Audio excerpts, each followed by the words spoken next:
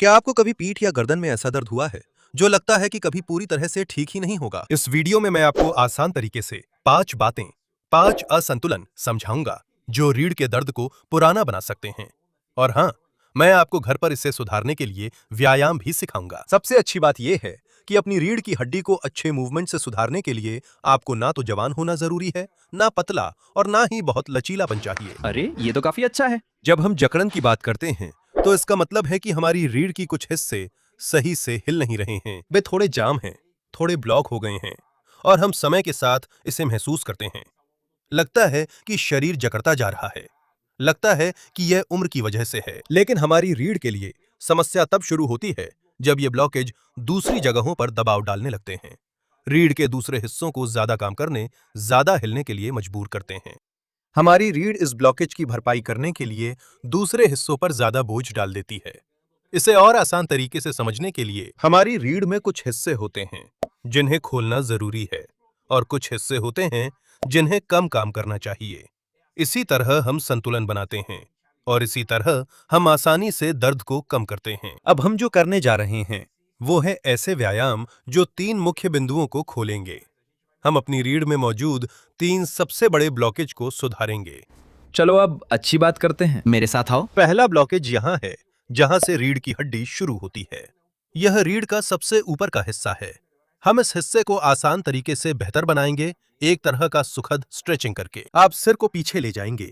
ध्यान दें कि यह न तो ठुड्डी नीचे है न ही ठुड्डी ऊपर है, बस ऐसा है जैसे आप अपना चेहरा अंदर की ओर धंसा रहे हों। कोशिश करें कि इस स्थिति को बनाए रखें। ये मूवमेंट करें, महसूस करें कि आपके लिए यह कैसा है। सुझाव: अगर इस स्थिति को बनाए रखना मुश्किल हो, यहां ठुड्डी पर एक हाथ रखें और दूसरा हाथ नीचे कोहनी को सहारा दें। ऐसे करें जैसे आप सोच रहे हों। इस आरामदायक स्थिति को बनाए रखने की कोशिश करें। आप महसूस करेंगे कि सर्वाइकल रीढ़ में पहले से ही हल्का खिंचाव आने लगेगा। वह लंबी होती है। इससे आपको हल्की राहत या दबाव कम होने का एहसास भी होगा। इस स्थिति को 1 से 3 मिनट तक बनाए रखने की कोशिश करें। सांस छोड़ने की कोशिश करें और हर बार जब आप सांस छोड़ें तो खुद को और भी रिलैक्स करें। अपने कंधों को और भी ढीला छोड़ें। देखिए, सांस छोड़ें, कंधों को ढीला छोड़ें। शुरू में आप इसे आईने के सामने कर सकते हैं ताकि देख सकें कि सिर वापस तो नहीं आ रहा है।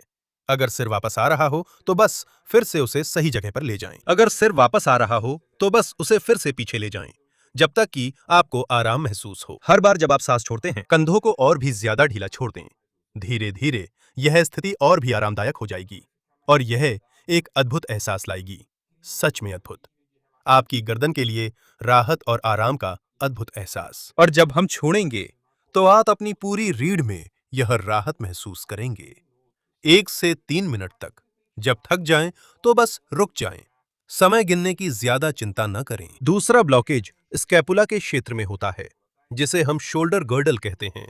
इसमें कंधे, स्कैपुला, थोरासिक रीढ़ और पसलियां शामिल होती हैं। इस सबको बेहतर करने के लिए हम एक आसान व्यायाम करेंगे।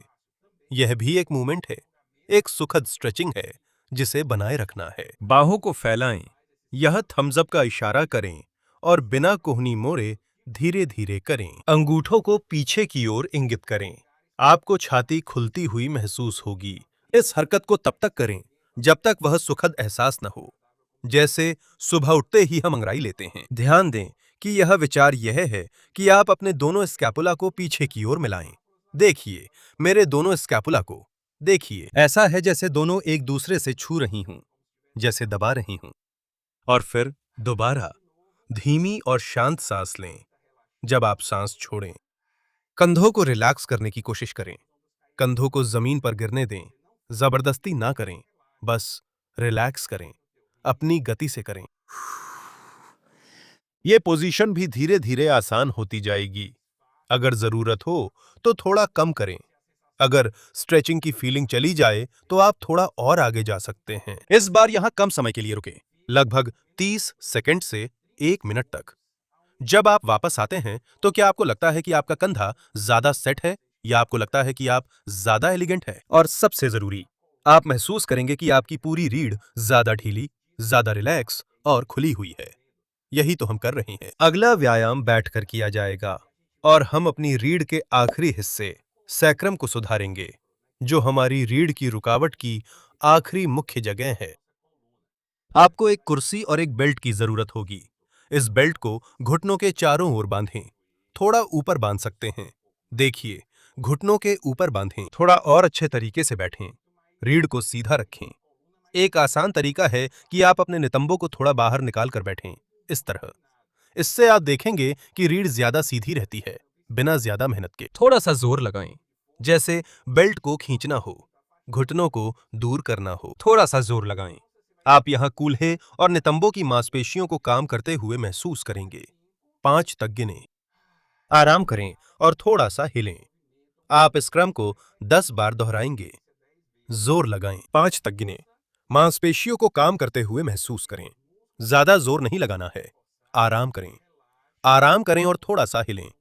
मुख्य गति जो मैं चाहता हूं कि आप करें, वह यह घुमाने की हरकत है। ज्यादा घुमाने की जरूरत नहीं है। बस ऐसे ही, जैसे ताला खोलना हो, सैक्रम को ढीला करने में मदद करना हो।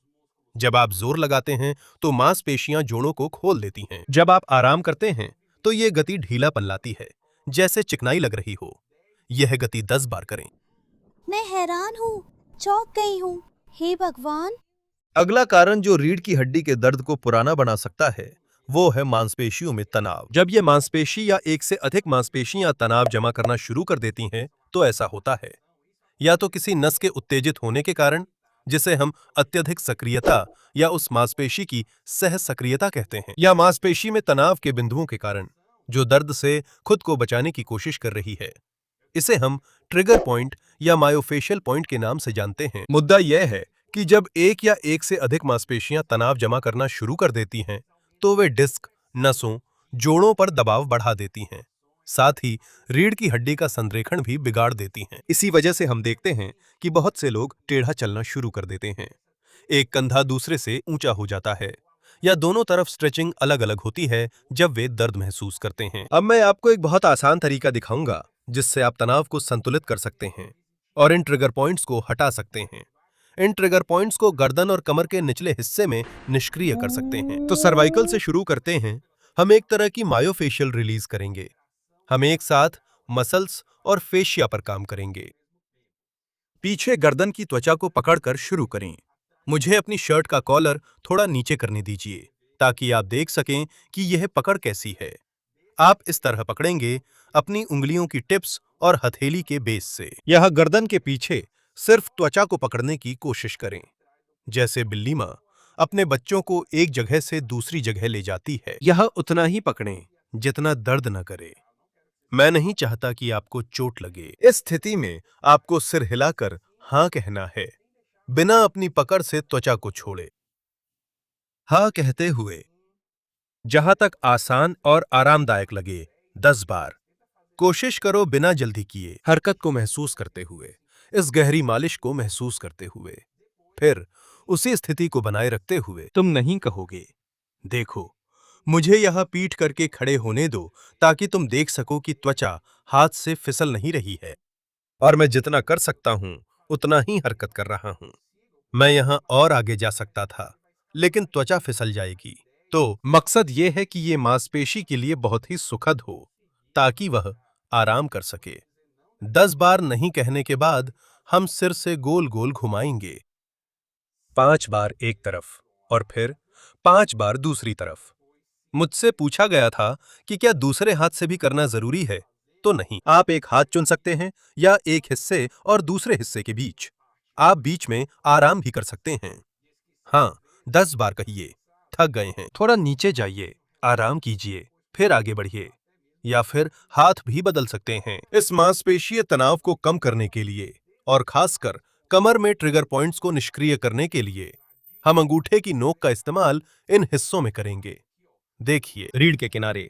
ध्यान रहे कि बिंदु को रीढ़ की हड्डी, हड्डियों या रीढ़ के ऊपर नहीं ढूंढना है, यह साइड में है। धीरे धीरे ऐसे बिंदु को ढूंढें जो बहुत दर्दनाक हो, बहुत संवेदनशील हो। अगर आपकी उंगली के नीचे गांठ भी हो तो और अच्छा है। मुझे यहां एक बिंदु मिला जो ज्यादा संवेदनशील है। पहला हिस्सा, आपको हल्का दबाव डालना है। मैं ऐसा दबाव नहीं चाहता जो चोट पहुंचाए, बस इतना कि आप महसूस करें कि आप उस गांठ, उस तनाव पर दबाव डाल रहे हैं। उस हल्के दबाव को बनाए रखें, बस रुके रहें। केवल 30 सेकंड तक आराम करें, फिर वही दबाव बनाए रखें। दबाव बढ़ाना नहीं है और गहराई में नहीं जाना है, वही दबाव रखें। शुरू से अंत तक हम अब हल्की हलचल शुरू करेंगे। मैं पीठ करके खड़ा रहूंगा ताकि आपको बेहतर समझ आए। वही स्थिति और वही दबाव बनाए रखें और आप हलचल शुरू करें। देखिए, आगे और पीछे। दर्द शुरू होने से पहले तक आप देखेंगे कि शुरुआत में आप कम हिला पाते हैं। जैसे ही आप मूवमेंट के बीच में पहुंचते हैं, आपको महसूस होगा कि मांसपेशी सख्त हो जाती है। वो मूवमेंट को रोक देती है और फिर आप बस वापस आ जाते हैं। नहीं, जबरदस्ती करने की जरूरत नहीं है। हमें अपने शरीर के साथ नरमी से पेश आना चाहिए। धीरे धीरे आप देखेंगे कि आप कर सकते हैं। मुझे दूसरी तरफ मुड़ने दीजिए ताकि आप मूवमेंट देख सकें। देखिए, धीरे धीरे आप देखेंगे कि ये मांसपेशी और भी ज्यादा रिलैक्स हो जाएगी और आप बिना दर्द के, बिना मूवमेंट रुके आगे झुक पाएंगे। पहला हिस्सा 30 सेकंड तक हल्का दबाव देना है और दूसरा हिस्सा वही दबाव बनाए रखते हुए मूवमेंट करना है जब तक आपको मूवमेंट खुला हुआ महसूस न हो। अब तो और भी अच्छा हो गया। कमजोर रीढ़ बिना सहारे के, बिना स्थिरता के रहती है, वो असुरक्षित हो जाती है। घर पर इस मजबूती बढ़ाने की शुरुआत करने का एक बेहतरीन तरीका इस वीडियो में है।